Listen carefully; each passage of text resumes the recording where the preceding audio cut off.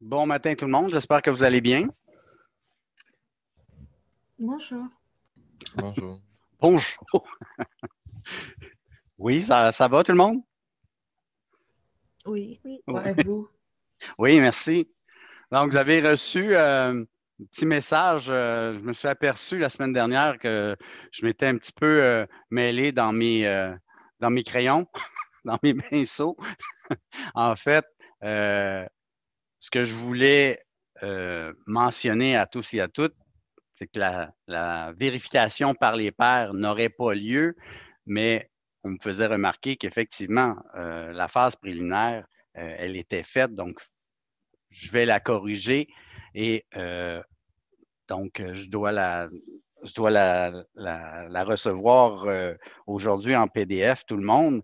Euh, donc, quand j'ai terminé le cours la semaine dernière, j'ai fait OK, il manque une évaluation, il faut que je rentre des notes à quelque part. Euh, oui, on veut gagner du temps, puis pas passer tout le cours à aller corriger par les pairs, tout ça, puis poursuivre notre jeu de plan pour arriver à la fin. Il faut tout de même que je puisse corriger le tir en cours de route, donc rentrer des évaluations. Donc, la phase préliminaire, c'est pour ça que je vous ai envoyé un petit mio à tout le monde, vous stipulant que c'était mon erreur. J'ai fait l'erreur de mentionner que la phase préliminaire n'était pas à remettre. Puis là, il y en a plusieurs qui m'ont réécrit, qui étaient toutes surprises. Ben, en fait, de toute façon, il fallait c'était prévu comme ça dès le début. Même la grille d'évaluation dans l'IA était déjà mentionnée que la phase préliminaire était à remettre. J'ai juste retranché la portion vérification par les pairs. Est-ce que ça va pour tout le monde? Ouais. Ouais. OK. Donc, est-ce que là, on va faire une petite période de questions. Est-ce que vous avez des questions là, jusqu'au plan de besoins électriques? Là, de façon générale, ça va pour tout le monde. Donc, vous êtes en mesure de remettre votre PDF aujourd'hui.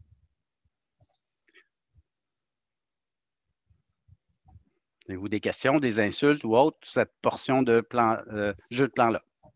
J'ai vu qu'il y en avait deux qui avaient déjà Ben remis. moi, c'est pour la remise. Oui, Dans le fond, on fait un dossier avec toutes nos pages en PDF puis on vous le donne. exactement. Donc, tu Puis il imprimes faut, les mises en page que tu as faites pour la phase préliminaire. puis il faut le compresser, me semble, un truc comme ça. Pas du tout. Tu l'imprimes en PDF, c'est déjà compressé, donc déjà beaucoup plus OK. petit que ton fichier AutoCAD. Donc, c'est le PDF que tu me remets. OK, merci. C'est bon? En fait, moi, j'ai remis, mais je ne sais pas si, disons, mon besoin électrique est assez complet. J'ai mis les symboles puis les dimensions. OK. Pas les dimensions, de où elles sont placées. Est-ce que ça serait assez? En fait, ce qui avait été demandé, c'est que de coter les prises qui étaient dédiées, celles qui étaient spécifiées là, dans le PDF, celles-là, il fallait les coter, les positionner. Puis de rajouter des prises non dédiées, en fait, on avait dit à toutes les combien de pieds linéaires, tout le monde? C'était pas 12. Non, pas 12. Oh my God, je me souviens plus. Est-ce qu'il y a quelqu'un qui s'en souvient? C'est pas 10? C'est 10 pieds linéaires. Parfait, merci. Sinon, allez voir les capsules vidéo. Donc, l'idée, là, c'est de rajouter des prises, une à toutes les 10 pieds linéaires pour l'entretien. Ces prises-là, on n'a pas besoin de les coter. OK? Pourquoi? Parce que dans le fond, on dit à l'entrepreneur, regarde, je vais avoir une prise là, mais s'il n'y a pas de montant de bois ou montant métallique dans le mur à cette place-là expressément, ben, il ne va pas en réinstaller un. Ce qu'il va faire, c'est qu'il va prendre le montant le plus près de la localisation que vous avez fait sur votre plan, puis il va mettre son boîtier électrique à cet endroit-là. Donc, ça se peut qu'il y ait des petits ajustements sur le chantier, mais on s'entend, c'est pas grave puisque ces prises-là ne sont pas dédiées, puis il n'y a pas un élément à cet endroit-là précisément. Donc, c'est pour ça qu'on ne met pas des cotes, on met juste les cotes pour les éléments qui sont dédiés. OK, merci. OK, parfait. Fait que si jamais il y a quoi que ce soit, tu peux en rajouter puis remettre ton PDF en tout temps. Il n'y a aucun problème là. Vous avez jusqu'à 23h59 pour remettre votre PDF. OK? Des questions, des insultes ou autres pour la première portion? Sinon, on peut continuer? Moi, j'avais une autre Oui, question. vas-y. En fait, vu que l'image sur la page titre, on l'a commis en lien, là, attaché, elle apparaît pas sur les PDF, ou si c'est peut-être moi qui ai fait une erreur, là, mais est-ce qu'il y a une façon de la faire apparaître quand même? Très bonne remarque. Si ton image, donc moi je n'ai pas le fichier comme tel, quand vous insérez une image ou vous l'attachez, j'ai remarqué, là, il y en a plusieurs là, même qui ne voyaient pas leur plan. OK? Donc, le calque est important quand vous attachez vos images. Placez-vous toujours sur le calque 0. Il y en a plusieurs qui les ont insérés sur présentation, fenêtre. Ce calque-là ne s'imprime pas. Donc, c'est normal que vous ne le voyez pas dans votre PDF. Oui, non, peut-être? Fait que si on la met en calque 0, elle va apparaître même si elle est attachée. Absolument. Parfait. La même chose pour le plan. Là. Il y en a plusieurs qui n'avaient pas leur plan à l'impression. Mais quand vous sélectionnez votre image attachée, il faut que ça soit le calque 0.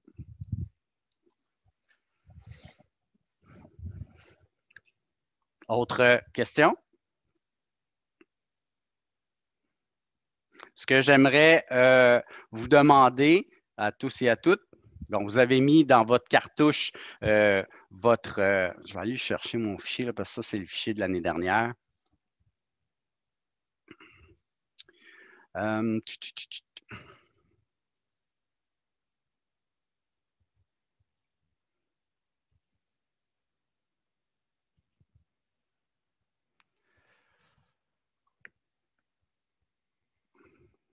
J'ai juste les fichiers de l'année dernière, ça va super bien.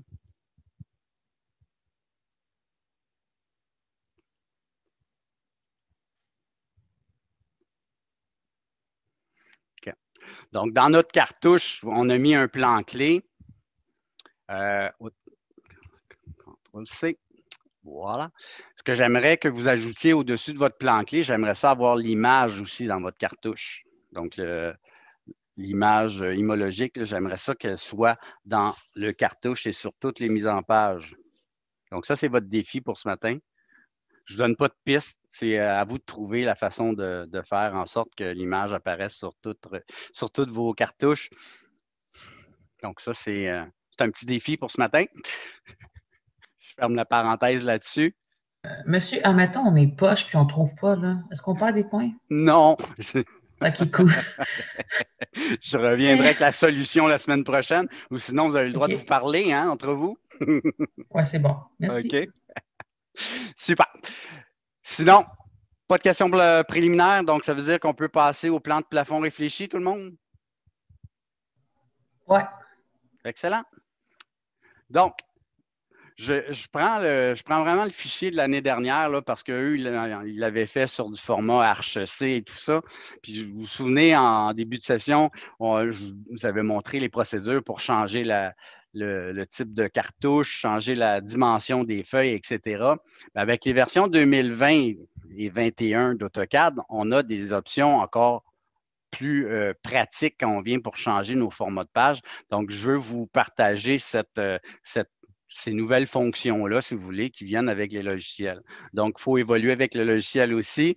Donc, tout le monde, est-ce que vous avez accès au menu Express Tools? Moi, non, ça fait 2 fois que je l'installe, puis il n'apparaît pas. Puis quand je vais voir Pareil. dans mes réglages, il est écrit qu'il est coché, mais il n'apparaît pas. Parfait. Pareil. Alors, pareil. Alors, tapez Express Tools au clavier à ce moment-là. OK? Si vous faites ça, votre menu Express Tools va s'activer dans le menu en haut. OK, merci. D'accord? Est-ce que ça fonctionne? Oui. Excellent. Vous avez bien fait votre job, c'est-à-dire que vous avez installé l'ajout dans AutoCAD, c'est parfait. Il fallait juste lui mentionner qu'on voulait l'avoir dans le menu. Donc, en l'activant une fois, maintenant, il est disponible. Donc, dans le menu Express Tools, là, on a plein d'options. Ces options-là sont là en format, si on veut, bêta. Ils font des tests, puis si les options qui sont là sont intéressantes, ils vont les intégrer éventuellement dans les prochaines versions. Mais il y en a une qui est relativement intéressante, c'est dans la section bloc, je peux remplacer un bloc avec un autre. Ah, intéressant. Donc, si je prends ça ici, puis je lui dis, oui, je peux aller choisir le bloc dans ma liste, mais je vais le sélectionner. Donc, si je fais pic ici, je sélectionne mon cartouche et je lui dis, je veux avoir du arche D à la place. Et je fais OK. Il va me poser la question, si tu remplaces ce bloc-là, est-ce que tu voudrais l'enlever du dessin? Je vais le dire non. Je vais garder mon format arche C, par exemple. Et là, si je fais ça, ils viennent de changer mon format de page automatiquement et ce, sur toutes mes pages que j'ai faites. Sympathique. Donc, très rapide, il change le bloc automatiquement. Là, vous allez me dire, ouais, mais il n'y a rien d'écrit dans le cartouche. Ah, on a vu que quand on a des attributs dans un dessin, il faut faire l'option boîte attribut manager ou Batman avec 2 T. Si je sélectionne mon bloc arche D et je fais synchroniser, toutes mes informations reviennent dedans. Donc, en 2 clics, j'ai changé mes formats de page partout, puis j'ai repris l'information qui avait été faite au préalable dans le format précédent. Là, si vous vous demandez pourquoi j'ai un pointillé plus petit, ben, c'est sûr que la mise en page étant faite pour un format arche C, ben, la zone imprimable, elle est là. Donc, oui, j'ai quand même une gestion à faire, mon gestionnaire d'impression, mais si vous remarquez, là, mon cartouche, là, ça a été super rapide à changer. Si je viens dans mon gestionnaire de mise en page, tout ce que j'aurai à faire, c'est de le modifier et de lui dire que c'est un format arche D que je veux avoir à la place. Je pourrais même refaire ma fenêtre de présentation pour lui dire qu'est-ce que j'imprime. Et je fais OK. Donc, ma zone imprimable, là, je n'ai pas d'imprimante encore, mais ma zone imprimable maintenant est beaucoup plus grande et ça va pouvoir imprimer ma feuille au complet. Je vais voir qu'est-ce que j'ai mis. Je vais juste lui dire de centrer dans ma page. Donc, mon pointillé là, est alentour de ma zone imprimable. Donc, si j'imprime, puis je choisis mon imprimante au CRD en PDF, ben, tout va s'imprimer parfaitement. Okay? Donc, en 2 clics, j'ai changé ma mise en page à l'aide des nouvelles fonctions de Express Tools. Oui? Non? Peut-être? Sympathique?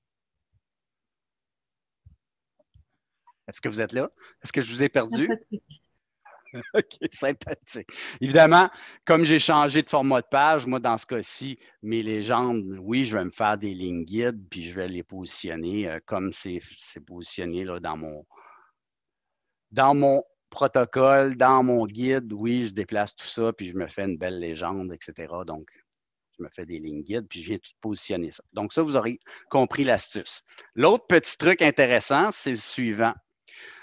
J'ai un format de fenêtre qui est déjà préétabli à une échelle. Donc, si je sélectionne dessus, je ne sais pas si vous avez remarqué, quand je sélectionne ma fenêtre, j'ai maintenant une petite flèche qui m'indique à quelle échelle ma fenêtre est faite. Donc, elle a été faite à l'échelle 3/8 de pouce égale 1 pied. 1/4 de pouce, excusez. Vous voulez la changer à 3/8 sans même avoir, vous voulez garder le même zoom, là, en fait, la même proportion de fenêtre, bien, à l'aide de cette flèche-là, bien, si je clique ici 3/8, bien, ma fenêtre est à 3/8 maintenant. Puis j'ai gardé la même proportion, le même zoom.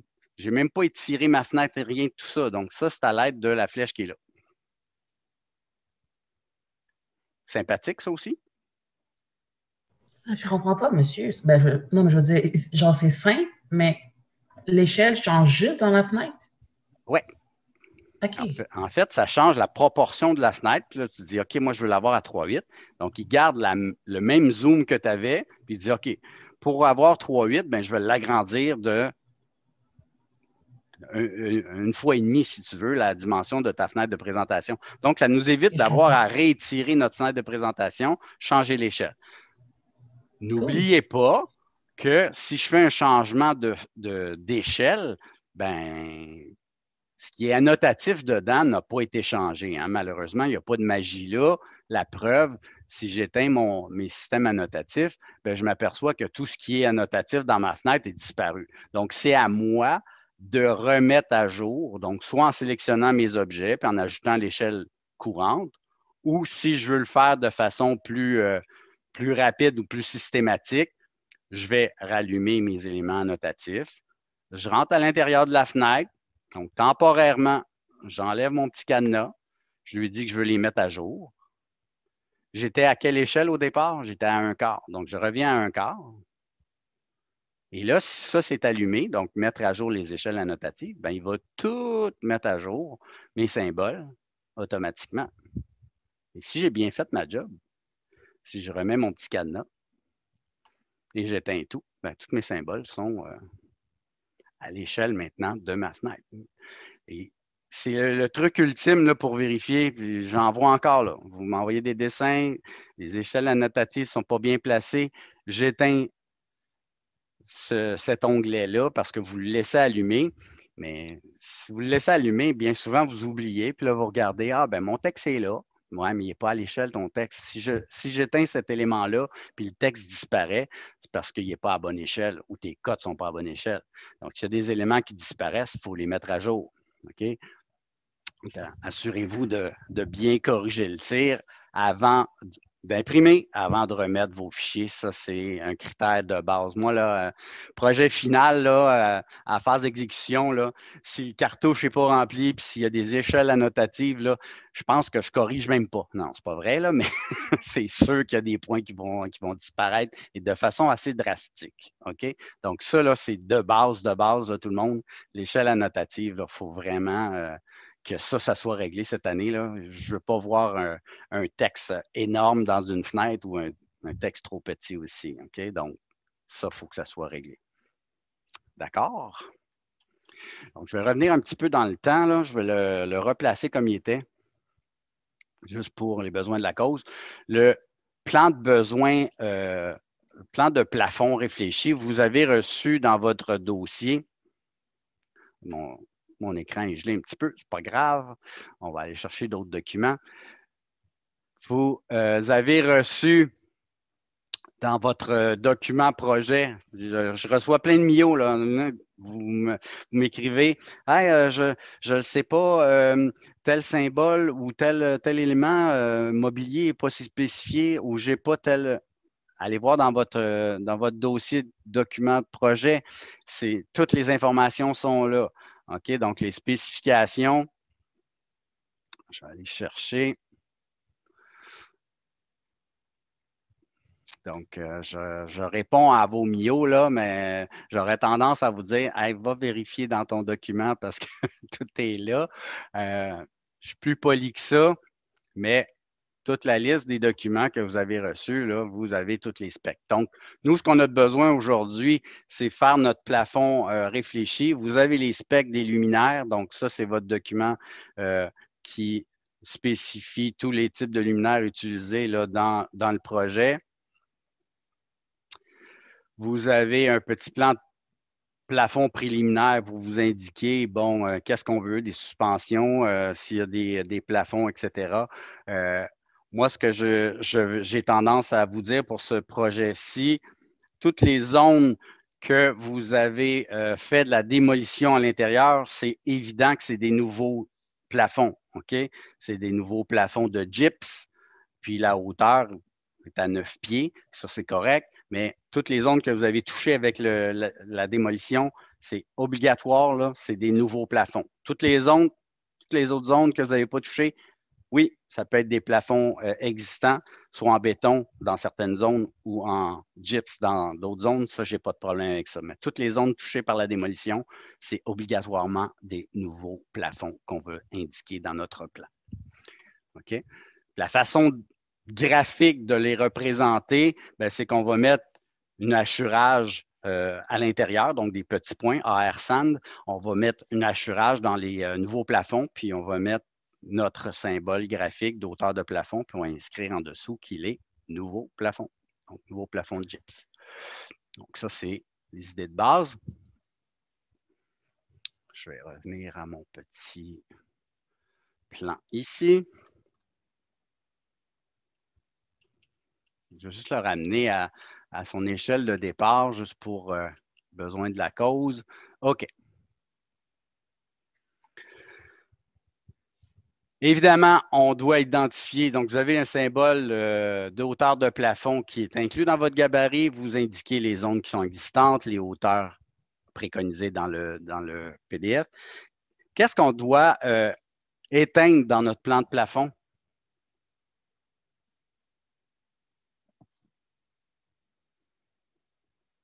Le mobilier. Tous les éléments qui sont en dessous de notre point de vue. Donc, si on se place à, exemple, 5 pieds, puis on regarde vers le haut, bien, tout ce qui est plus bas que ça doit être éteint de base. Tout ce qui, toutes les portes aussi, on va les éteindre, OK?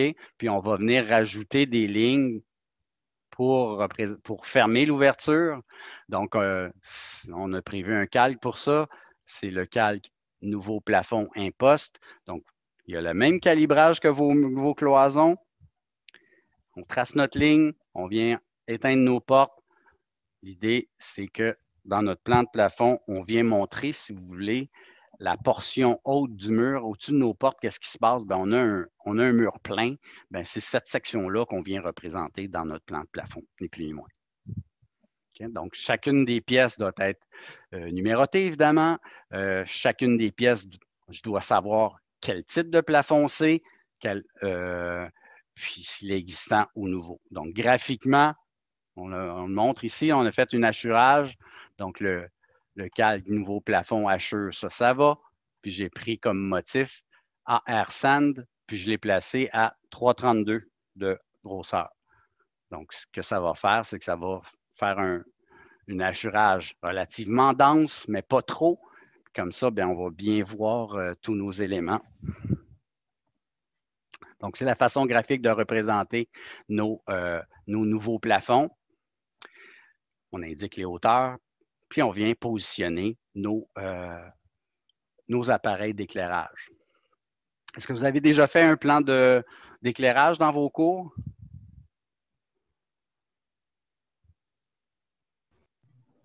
Hello? Houston? Je me rappelle la session passée, peut-être on avait fait un, mais à la même, c'était vraiment vite fait là. OK. Bon, en fonction des données de base du PDF, on vient positionner les différents luminaires dans les différentes pièces en fonction des types qui ont été préconisés. Quand vous allez insérer votre légende, évidemment, on va inscrire les spécifications de l'appareil. Si vous avez plusieurs encastrés, donc quand vous allez insérer votre symbole luminaire, bien, vous avez une petite flèche à côté qui vous dit, bien, c'est un encastré, c'est une surface, donc vous avez toutes les représentations graphiques de chacun. OK? On indique à côté le type. Donc, type, c'est parce que bien souvent, si j'ai 5 encastrés dans mon projet, bien, je vais mettre le type 1, type 2, type 3. Pourquoi? Parce que j'ai le même symbole graphique à l'écran, mais je veux mettre un petit chiffre à côté pour dire, OK, le 1, c'est un encastré de telle spécification. Type 2, ça va être l'autre spécification. OK? Donc, on ne laisse pas de type à côté de nos appareils. Si j'ai juste un encastré, bien, il n'y a rien d'écrit à côté, tout simplement. OK? Ou je peux écrire type 1, puis ça va être vraiment ça que je vais avoir, j'ai la description 1. Donc, prenons cette façon de faire-là. Vous avez un type d'encastré. Bon, encastré 1, c'est tel appareil. Si vous avez une suspension 1, bien, ça va être tel appareil. OK? Donc, vous allez avoir un petit chiffre à côté de vos luminaires qui indique ce à quoi ça correspond dans nos spécifications. Donc, ça, c'est l'étape 1. Je choisis le type d'appareil que je veux, je donne la spécification, je viens les positionner dans mon plan.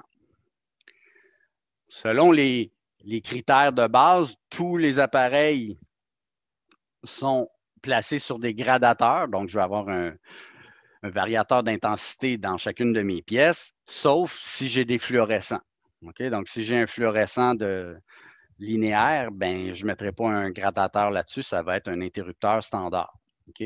Gradateur, c'est quoi? Ben, c'est en fait, j'ai un petit G à côté de mon interrupteur qui m'indique que mon interrupteur je peux varier l'intensité lumineuse dans ma pièce. OK? Donc, ça, c'est un gradateur. La façon de les relier, je ne sais pas si c'est cette méthode-là que vous utilisiez.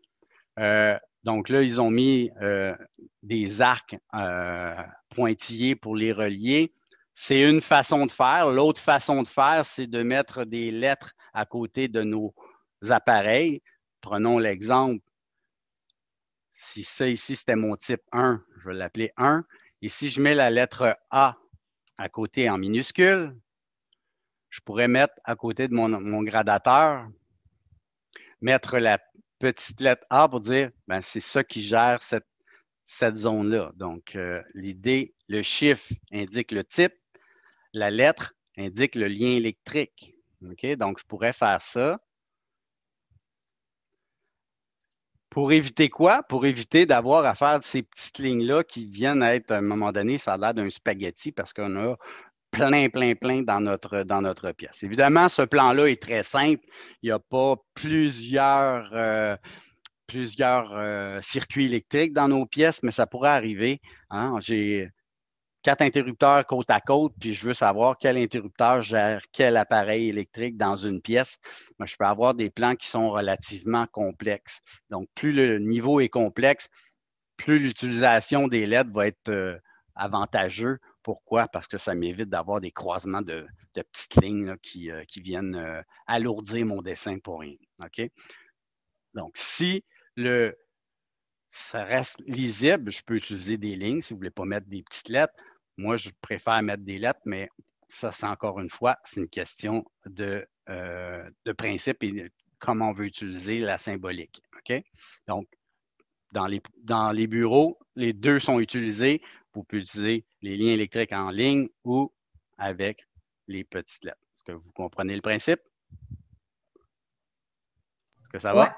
Oui? Excellent. Ouais. La façon de les positionner de les côtés, ben en fait, si vous remarquez ici, ils ont tracé des lignes d'axe pour montrer que mes éléments étaient vraiment placés et alignés les uns aux autres. Ben, en traçant ces lignes d'axe-là, ben, je n'ai pas besoin de venir coter ces appareils-là puisqu'ils vont se servir des cotes que j'ai mis dans le bas. Puis c'est les mêmes, vu qu'on est aligné avec nos lignes d'axe, ben, je n'ai pas besoin de répéter mes cotes à chaque fois. Okay? Donc, je dis la distance par rapport au mur. Mon appareil est à 2 pieds. Je fais une ligne d'axe, ben, celui-là aussi est à 2 pieds. Je n'ai pas besoin de mettre d'autres cotes. Latéralement, à 2 pieds 6, j'ai placé mon appareil, je me fais une ligne d'axe. Celui-là aussi est à 2 pieds 6, je n'ai pas besoin de mettre de cote. Donc, en suivant mes lignes d'axe, ben, ça m'évite d'avoir à coter tous les appareils puisqu'ils sont alignés les uns aux autres. Mais l'important, c'est que dans une pièce, je sois capable de positionner mes appareils correctement. Si je ne mets pas cette cote-là ici dans le haut, puis je dis que celle-là est à 2 pieds, il n'y a rien qui me dit que celle-là est à 2 pieds aussi. Donc, je dois être en mesure de tout coter. Okay? De tout, en fait, positionner mes appareils de façon rapide. Donc, ça, c'est un exemple. Ça fonctionne super bien ici dans ce cas-là. Okay? Donc, dépendant des pièces, je peux avoir un appareil. Si j'ai un appareil, je peux mentionner qu'il est centré. Hein? Je peux mettre une note spécifique, dire c'est juste un appareil, puis c'est parce qu'il est centré dans la pièce, bien, je peux mettre une note spécifique à ce moment-là pour éviter d'avoir à mettre des cotes. Okay? Donc, ça ici, ça ne serait pas logique, ça non plus, mais je peux mentionner que dans le walk-in, dans telle pièce, si j'ai un appareil dans la pièce, bien, je veux qu'il soit centré dans le plafond. D'accord? Oui. Oui. Excellent. Donc, dans chacune des pièces, je dois avoir mes interrupteurs, je dois avoir mes appareils, je dois être en mesure de les positionner, de les coter correctement. Puis je dois, sur ce plan-là, évidemment, avoir mes notes générales, mes légendes pour les spécifications, légende pour les symboles utilisés dans le plafond, puis mes notes spécifiques. Donc, faire une belle colonne sur le côté selon le protocole que je vous ai donné. Donc, ce n'est pas très compliqué, le plan de plafond réfléchi, mais il faut juste penser à bien localiser nos éléments, bien les disposer pour que ça soit le plus lisible possible. Nous, on a l'avantage que notre plan va être à l'échelle 3/8 de pouce égale 1 pied, donc on va avoir de la place pour coter. À des échelles plus réduites, des fois, les lignes se superposent, etc., mais à 3/8, là, vous allez avoir de la place pour coter. Ça devrait être très, très lisible, vos plans à ce moment-là. Sinon, après ça, qu'est-ce qu'on a d'autre à faire, nous, dans notre jeu de plan? Ça va être le plan défini. Donc, le plan défini, encore une fois, en fonction des PDF qui vous sont fournis, vous pouvez déjà l'amorcer. Vous avez déjà placé vos légendes. Donc, on va devoir prévoir des élévations. Il y a certains murs qui vont avoir des moulures. Donc, vous faites déjà commencer là, à préparer ce plan-là. Puis déjà commencer à placer vos différents finis, vos différentes peintures. De cette façon-là, s'il y a des questionnements en cours de route, ben, on va pouvoir y répondre. Prochain cours, c'est le plan qu'on traite là, vraiment de A à Z, mais vous faites déjà amorcer la chose. Ça, il nous restait mobilier, puis j'aimerais ça rajouter, on va rajouter une feuille pour des détails architecturaux. Donc, on va faire des coupes vraiment très spécifiques de nos cloisons, ce qui n'avait pas été fait. Nous, on va le rajouter. Puis, c'est ce qui va clore notre jeu de plan. Donc, c'est ce qui nous reste à faire là, pour la fin de la session. Moi, ce que je préconise aujourd'hui, bon, oui, je reste en arrière-plan, une période de questions. Je vais rester 1 heure disponible. L'autre heure, je la garde pour pouvoir produire des capsules vidéo.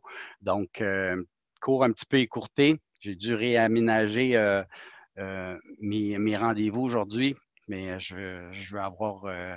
donc, je voulais être là, je voulais être présent pour vous aujourd'hui. Je ne voulais pas qu'on reprenne de cours. Donc, c'est pour ça que j'ai disposé la journée de cette façon-là. Est-ce que ça vous convient? Parfaitement. Excellent. Ouais. Je ne voulais pas rajouter un cours à la semaine 14, là. Ça serait trop. Hein? Je ne pense pas qu'on aimerait ça. Donc, si ça vous va, tout le monde, je vous laisse travailler, préparer vos PDF, vous les remettez dès que vous avez terminé. Vous avez jusqu'à 23h59 pour le faire. Sinon, plan de plafond. Si vous avez déjà terminé, prenez de l'avance, hein, ça c'est jamais perdu. Donc, le temps que vous allez mettre là-dessus, prenez au moins la période du cours pour avancer votre jeu de plan. Sinon, voilà mes consignes pour le jour. Voilà. Ça va pour tout le monde? Oui. Oui. Super, j'arrête le partage, puis je reste en arrière-plan pour répondre à vos questions. En fait,